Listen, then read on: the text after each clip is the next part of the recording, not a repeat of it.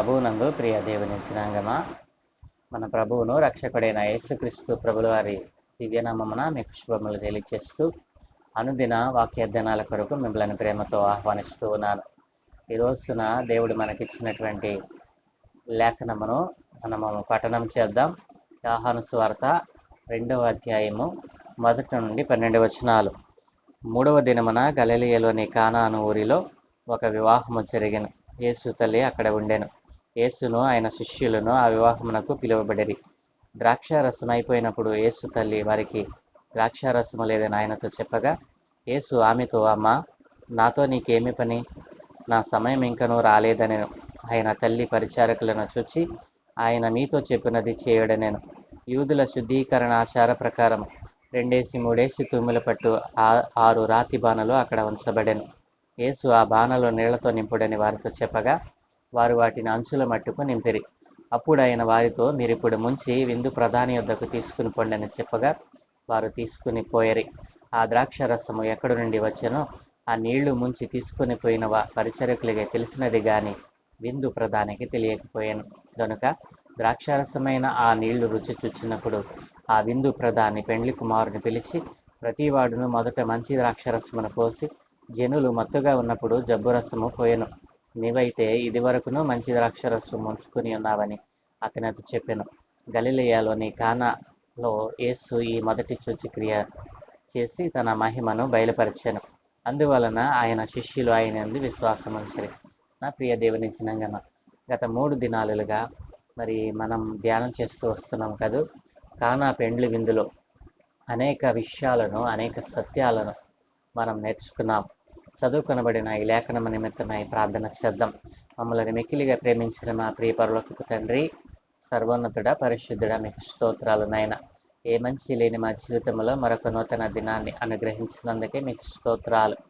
ఈ రోజున మీరు మాకు ఇచ్చిన ఈ లేఖన భాగంలో నుండి మరొక నూతనమైనటువంటి విషయాలు నేర్చుకోవడానికి మీరే కృప చూపమని, అయ్యా మీ ఆత్మ ద్వారా మాకు నేర్పించి మీరే మహిమ పొందుకోమని యేసునామములో అడుగుచున్నాము తండ్రి. Amen, amen, amen.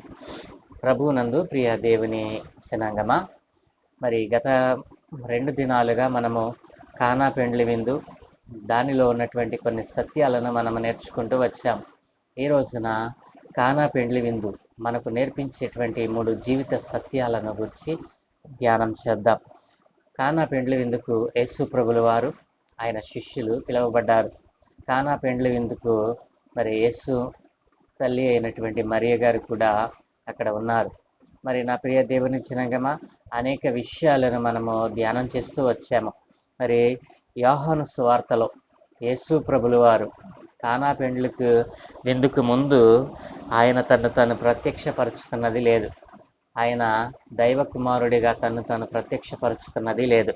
యోహాను సువార్తను మనం ఒకసారి పరిశీలన చేసినట్లయితే, యోహాను సువార్త యేసు ప్రభు తాను దైవ కుమారునిగా ప్రత్యక్షపరుచుకున్నటకు 7 సూచక క్రియలు చేసినట్లుగా మనం చూడగలం.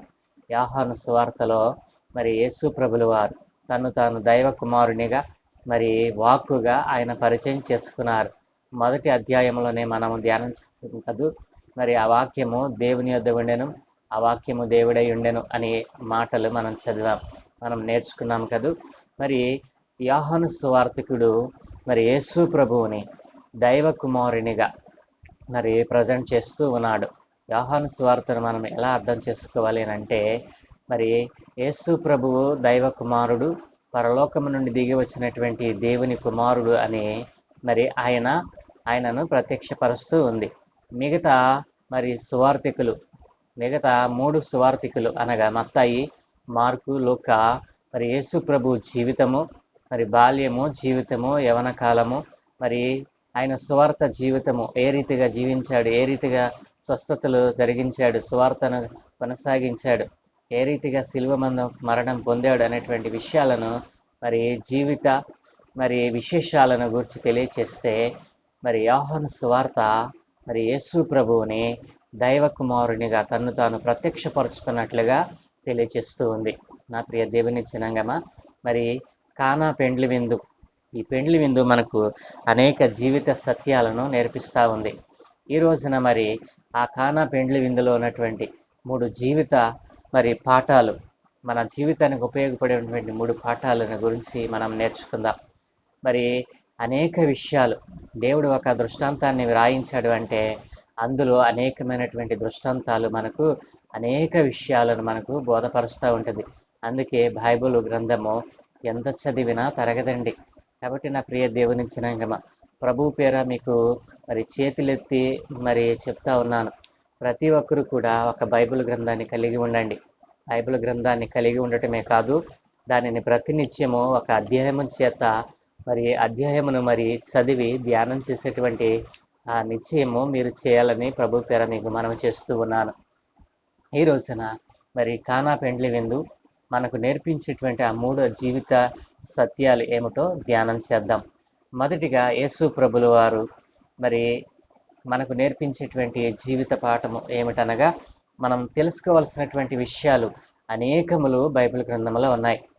వాటిని మనము తెలుసుకొని వాటి ప్రకారం జీవించినట్లయితే దేవుని యొక్క నిత్య రాజ్యమును మనం స్వతంత్రించుకుంటాము. దేవుడు పరలోకము నుండి దిగి వచ్చినాడని, నీ కొరకు నా కొరకే ఆయన తన ప్రాణాన్ని ఇచ్చాడని, మరలా మనలను ఆ నిత్య రాజ్యము తీసుకున్నట్టు కొరకే ఆయన పునరుద్ధానుడయ్యాడని నీవు నమ్మినట్లయితే ఆ గొప్ప సత్యాలు నీకు అర్థమవుతాయి. నా ప్రియ దేవుని జనాంగమా, మొదటిగా కానా పెండ్లి విందు మనకు నేర్పించేటువంటి జీవిత పాఠాలలో మొదటిగా మనము యేసయ్యను మన ఇంటిలోనికి ఆహ్వానించాలి.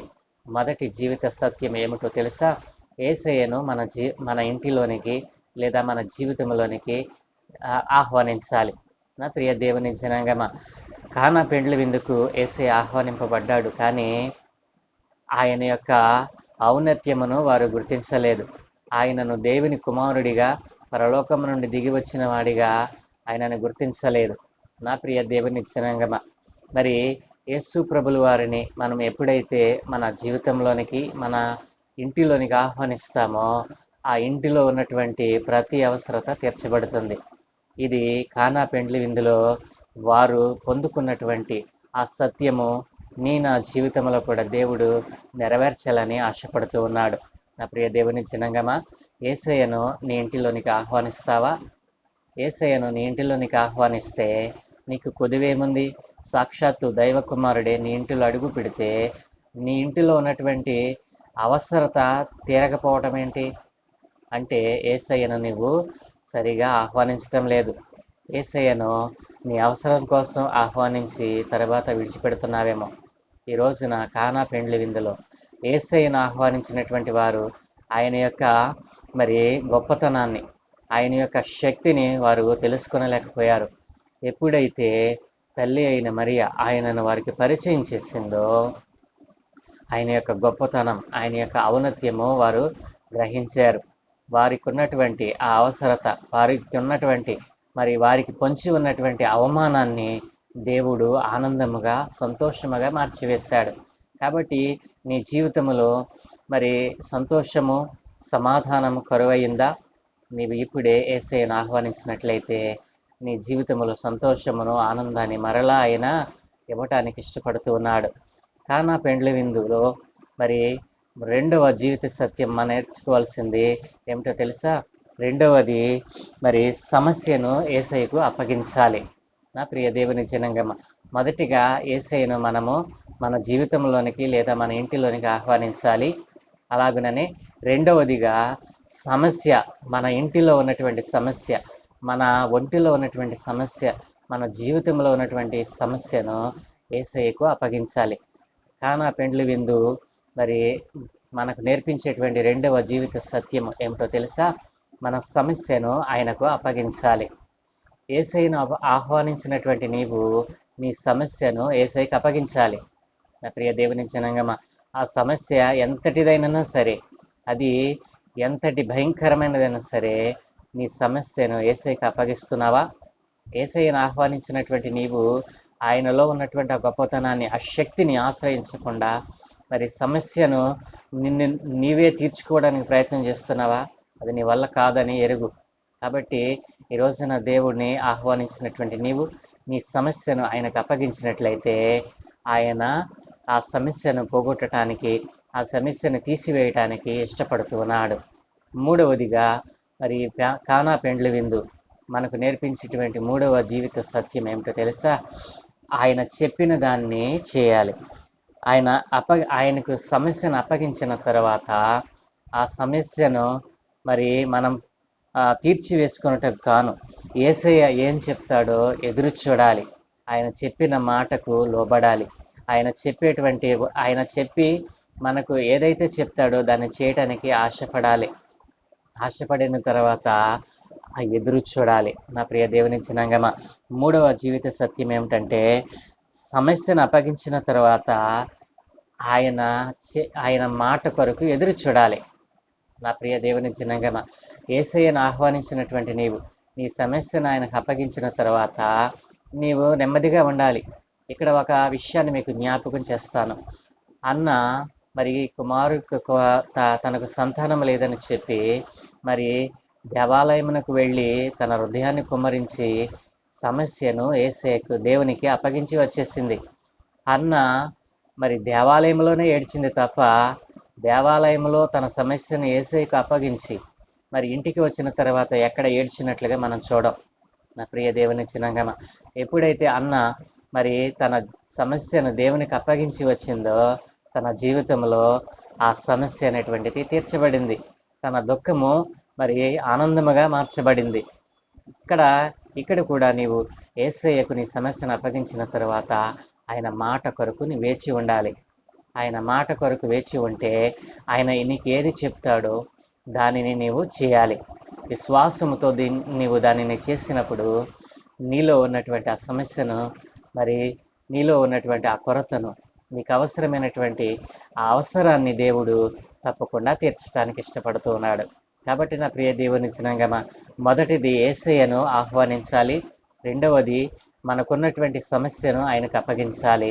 అప్పగించిన తర్వాత మూడవదిగా అప్పగించిన తర్వాత మరలా మనం ఆ సమస్యను తీర్చుకున్నటకు మనం సొంత ప్రయత్నం చేయకూడదు. ఆయన మాట కొరకు వేచి ఉండాలి. ఆయన ఏది చెప్తే అది చేయాలి. విశ్వాసముతో అది చేసినప్పుడు మనలో ఉన్నటువంటి ఆ కొరత, మనలో ఉన్నటువంటి ఆ సమస్య తీర్చబడి మన జీవితములు మరి సంపూర్ణముగా మార్చబడతాయి. మరి మన జీవితము అంధకార సంబంధమైనదిగా మార్చబడకుండా అంధకార సంబంధమైన దానిగా మరి మారటానికి కారణం ఏంటో తెలుసా? యేసయ్యను ఆహ్వానించకపోవటమే. నీ జీవితంలో, నీ కుటుంబంలో సమస్యలు మరి అనేకములు చుట్టుముడుతూ ఉన్నాయా? ప్రతినిత్యము సమస్య, ఏదో ఒక సమస్య చేత నీవు ఇబ్బంది పడుతున్నావా? అయితే యేసయ్య అంటున్నాడు, కానా పెండ్లి విందు మనకు నేర్పిస్తున్నటువంటి ఈ 3 జీవిత పాఠాలు మనకెంతో ఉపయోగకరం. కాబట్టి ఈ రోజున నీ కుటుంబంలో సమస్య ఉంటే ఈ రోజుననే యేసయ్యను ఆహ్వానించు. నీ కుటుంబంలో ఉన్నటువంటి ఆ సమస్యను ఆయనకు అప్పగించు. ఆ సమస్య ఎలాంటిదైనా సరే ఆయన స్వీకరించడానికి ఇష్టపడుతూ ఉన్నాడు. అప్పగించినటువంటి ఆ సమస్య కొరకు నీవు మరలా ఆలోచన చేయకు. యేసయ్య నీకు ఏమి చెప్తాడో దానిని చేయటానికి ప్రయత్నం చేయి. కాబట్టి ఈ రోజున నీ జీవితంలో మరి సమస్యను నీవు తీసివేయలేకపోతున్నావా? నీ కుటుంబంలో ఉన్నటువంటి మరి ఆ అవసరత, నీ కుటుంబంలో ఉన్నటువంటి కొరత తీరకపోవడానికి కారణం ఏంటి? ఆ సమస్య వస్తే దాన్ని యేసయ్యకు అప్పగించకుండా నీవు ప్రయత్నం చేస్తున్నావా? అది ఎంత చేసినా అది వ్యర్థమని ఈ రోజున దేవుడు నీకు సెలవిస్తూ ఉన్నాడు. కాబట్టి నా ప్రియ దేవుని జనాంగమా, కానా పెండ్లి విందు మనకు నేర్పించేటువంటి 3 జీవిత సత్యాలు మన జీవితంలో అప్లై చేసినట్లయితే, మన జీవితంలో మనము పాటించినట్లయితే, ఆయన మాటకు విధేయత చూపి మరి ఆయనకు సమస్యను అప్పగించిన తర్వాత కూడా మనము దుఃఖముతో నిండి ఉంటే మన సమస్య ఎప్పటికీ తీరనిదిగా ఉంటుంది. కాబట్టి యేసయ్యకు అప్పగించిన తర్వాత ఆయన మాట కొరకు వేచి ఉండాలి, ఎదురు చూడాలి. కాబట్టి తగిన సమయమందు ఆయన నీకు ఆ సమస్యను పరిష్కరించి తగిన సమయంలో ఏ సమయమున నీకు ఏది ఇవ్వాలో ఆయనకు తెలుసు. కాబట్టి మరి యేసు ప్రభుల వారు మరి కానా పెండ్లి విందులు చేసినటువంటి గొప్ప సూచక క్రియ ఎంతో అద్భుతమైనది. నీళ్లు ద్రాక్షారసముగా మారటం అంటే అది ఎంత శక్తి కలిగినటువంటి కార్యము. నా ప్రియ దేవుని జనాంగమా, ఆలోచన చేశారా? కాబట్టి నీ జీవితంలో మరి ఈ 3 జీవిత సత్యాలను నీ కుటుంబానికి, నీ జీవితానికి అప్లై చేసుకుంటే నీవు ఈ రోజుననే విడుదల పొందుతావు. అది ఎలాంటి కొరత అయినా, ఎలాంటి అవసరత అయినా దేవుడు మరి దానిని తీర్చివేసి నిన్ను సంపూర్ణంగా మార్చడానికి, నీ జీవితాన్ని మరి ఆనందమయం చేయడానికి ఆయన ఇష్టపడుతూ ఉన్నాడు.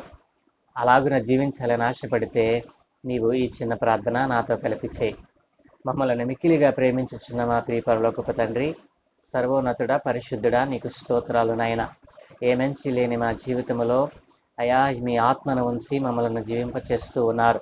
ఈ రోజున కానా పెండ్లి విందు, మరి ఆ విందు ద్వారా మేము అనేక సత్యాలను నేర్చుకుంటూ వచ్చాము నాయన. ఈ రోజున మీరు మాకు నేర్పించినటువంటి ఈ 3 జీవిత పాఠాలు అయా ఇదిగో తండ్రి, అనేక మంది జీవితాలలోనైనా కార్యం చేయటానికి కృప చూపండి. ఇదిగో తండ్రి, సమస్య వచ్చినప్పుడు మాకు మేముగా దానిని ఎదిరించడానికి శక్తిహీనులమని గ్రహించి, ఇదిగో సమస్యను తీర్చేటువంటి ఒకరున్నారని అయ్యా మీ అందు విశ్వాసం ఉంచి ఆ సమస్యను మీకు అప్పగించి మాలో ఉన్నటువంటి ప్రతి సమస్యను మేము పోగొట్టుకునటానికి కృప చూపమని ఆ ఆలోచన ఈ రోజున మీరు మాకు ఇచ్చారు నాయన. అట్లాంటి ఆలోచన కలిగిన ఆయన ఇదిగో నీ యొద్దకు వచ్చి మా సమస్యలను తీర్చుకున్నటకు సహాయము దయచేయమని, అలాంటి నూతనమైన తలంపులను నీ పిల్లలైన వారందరికీ మీరు నేర్పించమని, ఈ రోజున నీ మాటలు విన్నటువంటి ప్రతి వారి జీవితాల్లో ఏ సమస్య ఉన్నా కానీ అయా ఇదిగో తండ్రి, నీవు నేర్పించిన ఈ జీవిత సత్యమును వారి జీవితానికి అన్వయించుకొని నాయన ఇదిగో వారి సమస్యలను పోగొట్టుకునే వారి నిత్య ఆనందంతో వారి కుటుంబాలను, వారి జీవితాలను నింపమని, ఈరోజు మేము చేయ పనులన్నిటి మీద మీ కొన దృష్టి ఉంచి మీ ఆత్మను మాకు తోడుగా ఉంచి నీవే మహిమ పొందుకోమని, సమస్త ఘనత మహిమ ప్రభావాలు మీరే పొందుకోమని యేసు ప్రభుల వారి దివ్య నామమున ప్రార్థించి వేడుకుంటూ ఉన్నాము తండ్రి. Amen, amen, amen. ప్రభునందు ప్రియ దేవుని జనాంగమా, ప్రభు పేర మరొక మారు మీ అందరికీ మరి ప్రేమాభివందనాలు తెలియజేస్తూ ఉన్నాను. ఈ వాక్యాన్ని వింటున్నటువంటి మీరు ఈ వాక్యాన్ని విని ఊరుకొనకుండా దీనిని అనేక మందికి పరిచయం చేయండి. దేవుని స్వార్థ పనిలో మీరును పాలిభాగస్తులు కావాలని ప్రభు పేర మేము మనవి చేస్తూ, ఈ ఛానల్ ఎవరైనా సబ్స్క్రైబ్ చేసుకొనకపోతే దీనిని సబ్స్క్రైబ్ చేసి ఇతరులతో సబ్స్క్రైబ్ చేయించమని ప్రభు పేర మీకు మనవి చేస్తూ ఉన్నాను. తద్వారా మీకు మళ్ళీ అనేక మందికి ఈ వాక్యమును మనము మరి ప్రకటించిన వారంగా అవుతాము. సువార్త పనిలో మీరు కూడా మరి పాలిభాగస్తులు కావాలని ప్రభు పేర నా కోరిక.